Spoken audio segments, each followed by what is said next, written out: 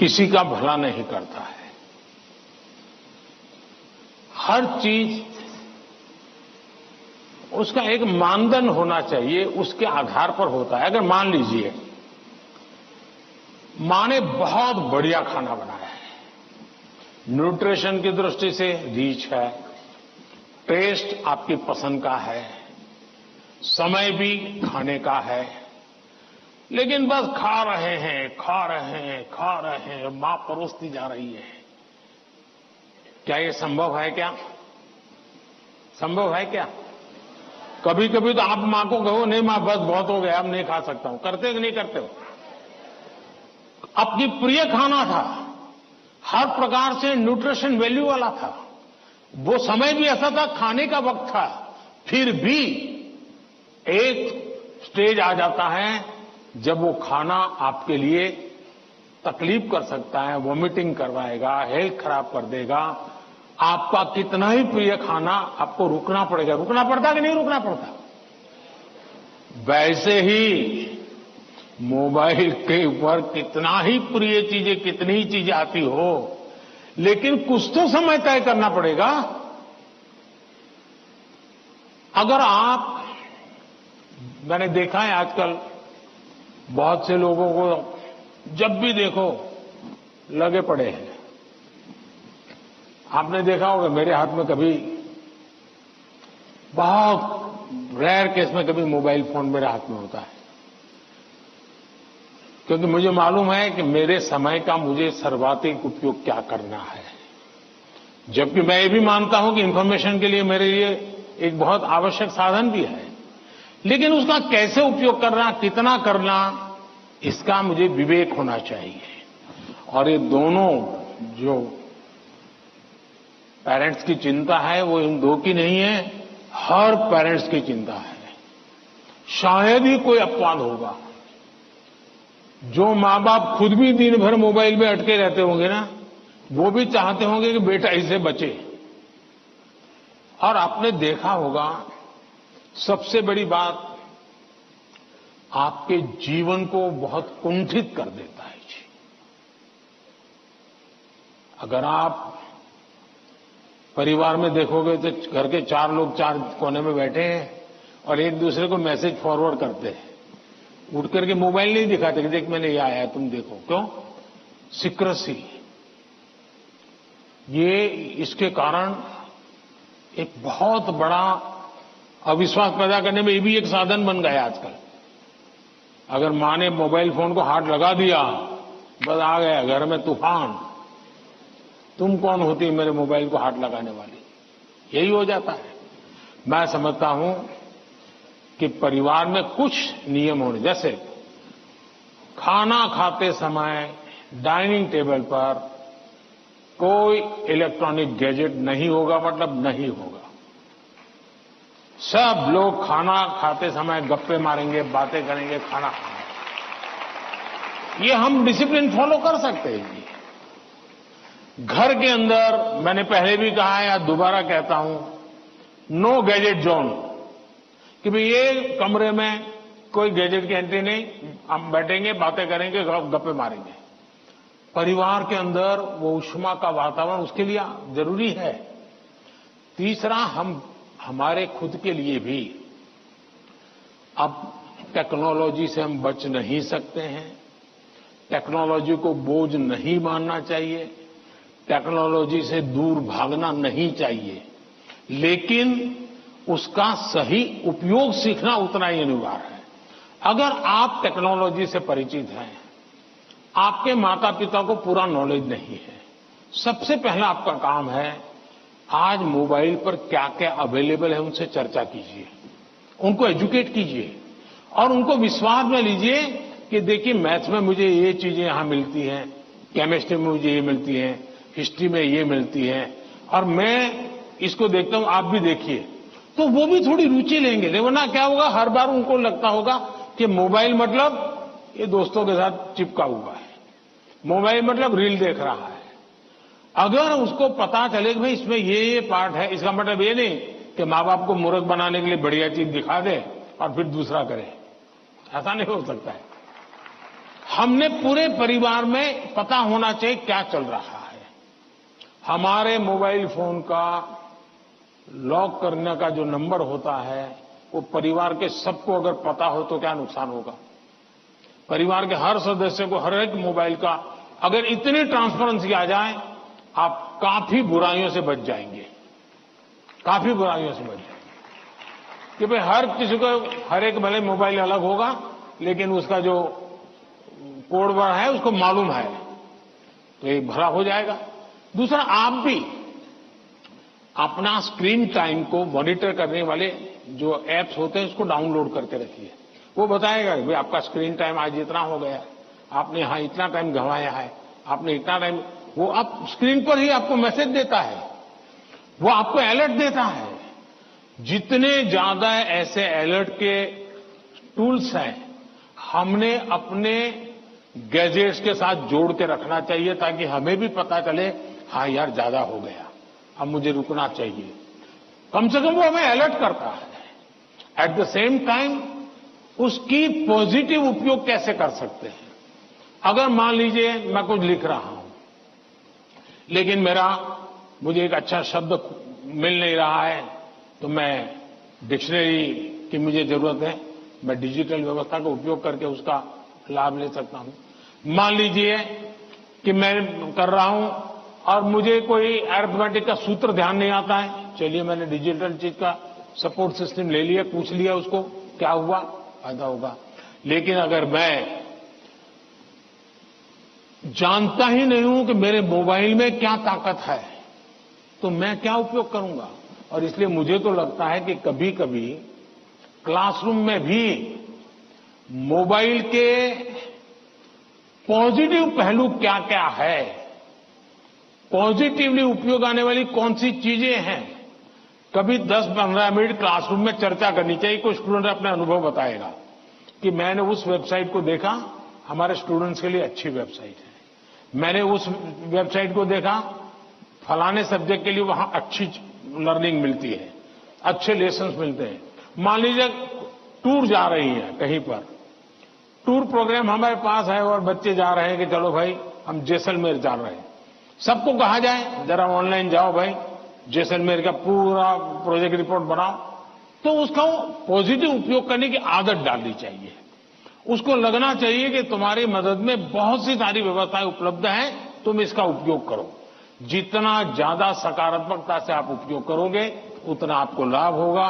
और मेरा आग्रह रहेगा कि हमने उससे दूर भी नहीं भागना है, लेकिन हमने हर चीज का विवेक से और पूरे परिवार में ट्रांसपेरेंसी से, जितनी ज्यादा ट्रांसपेरेंसी आएगी, ऐसे चुप चुप करके देखना पड़ेगा मतलब कुछ गड़बड़ है।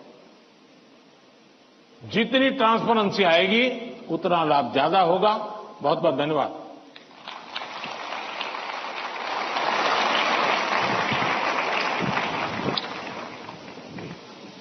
पीएम सर, सफलता के लिए जीवन में संतुलन बहुत महत्वपूर्ण है। यह मंत्र हमें सही राह पर अग्रसर करेगा। धन्यवाद। महाकवि सुब्रमण्यम भारती की जन्मभूमि तमिलनाडु की राजधानी चेन्नई के मॉडर्न सीनियर सेकेंडरी स्कूल के छात्र एम वागेश ऑनलाइन माध्यम से जुड़े हैं और प्रधानमंत्री जी आपसे प्रश्न पूछना चाहते हैं। M Vagesh, please ask your question. Honorable Prime Minister Sir, Namaste. My name is M. Vagesh. I am student of Modern Senior Secondary School, Nanganallur, Chennai. My question is, how do you handle stress and pressure in that super strong position as a Prime Minister? What is your key factor of controlling stress? Thank you. आप भी बनना चाहते हैं क्या? तैयारी कर रहे हो क्या? धन्यवाद एम वागेश। आज की इस परिचर्चा का अंतिम प्रश्न, देवभूमि उत्तराखंड जो अपनी प्राकृतिक सुषमा के लिए प्रसिद्ध है, उधम सिंह नगर स्थित डायनेस्टी मॉडर्न गुरुकुल एकेडमी की छात्रा स्नेहा त्यागी ऑनलाइन माध्यम से जुड़ी हैं और प्रधानमंत्री जी से प्रश्न पूछना चाहती हैं। स्नेहा, कृपया अपना प्रश्न पूछिए। दिव्य है, अतुल्य है, अदम्य साहस का परिचय है आप। युगों युगों के निर्माता, अद्भुत भारत का भविष्य है आप। देवभूमि उत्तराखंड से आदरणीय प्रधानमंत्री मोदी जी को मेरा चरण स्पर्श प्रणाम। मेरा नाम स्नेहा त्यागी है। मैं डायनेस्टी मॉडर्न गुरुकुल अकादमी सिंकी फार्म खटीमा उधम सिंह नगर की कक्षा 7 की छात्रा हूँ। आदरणीय प्रधानमंत्री जी से मेरा प्रश्न है कि हम आपकी तरह सकारात्मक कैसे हो सकते हैं। धन्यवाद श्रीमान। थैंक्स नेहा। प्रधानमंत्री जी, आप अपने बिजी लाइफ में प्रेशर को कैसे हैंडल करते हैं और इतना प्रेशर होने पर भी हमेशा सकारात्मक कैसे रह पाते हैं? आप यह सब कैसे कर पाते हैं? कृपया अपनी सकारात्मक ऊर्जा का रहस्य हमसे साझा करें। प्रधानमंत्री जी।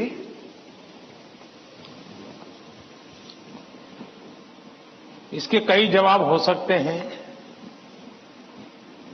एक तो मुझे अच्छा लगा कि आपको पता है कि प्रधानमंत्री को कितना प्रेशर झेलना पड़ता है।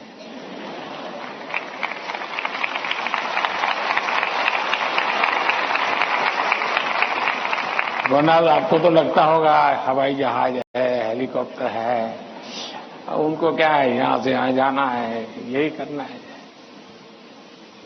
लेकिन आपको पता है कि भांति भांति सुबह शाम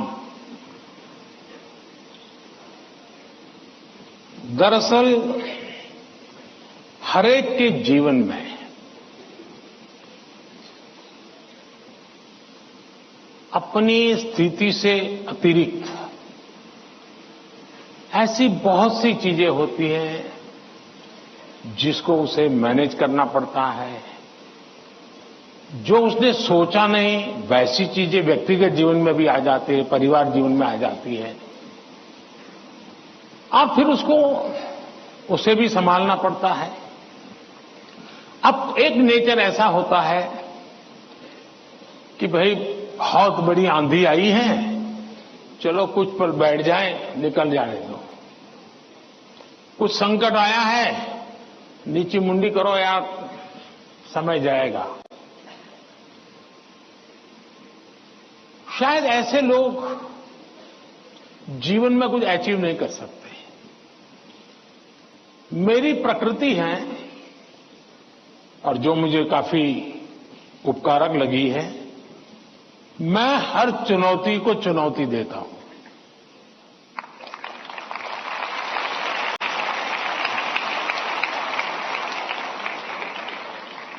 चुनौती जाएगी, स्थितियां सुधर जाएगी, इसकी प्रतीक्षा करते हुए मैं सोया नहीं रहता और उसके कारण मुझे नया नया सीखने को मिलता है।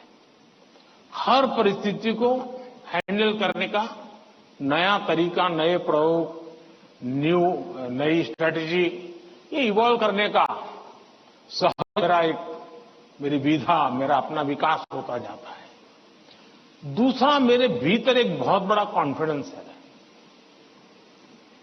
मैं हमेशा मानता हूं कि कुछ भी है, 140 करोड़ देशवासी मेरे साथ हैं।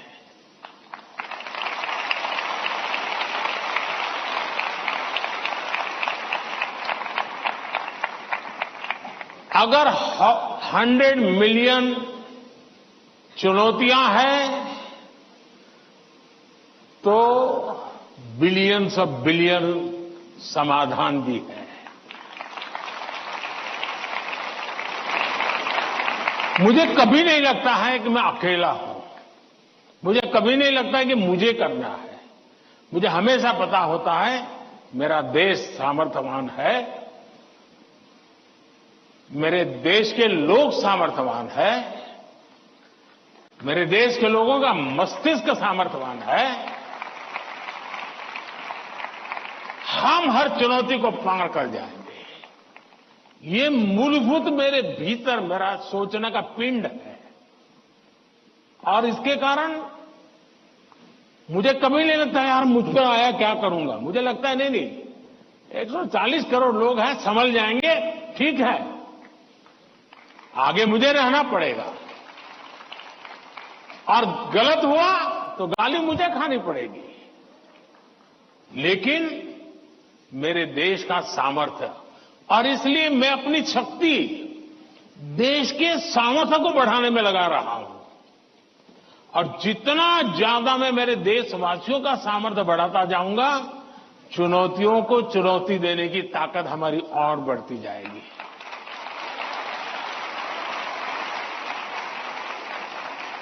अब हिंदुस्तान की हर सरकार को गरीबी के संकट से जूझना पड़ा है।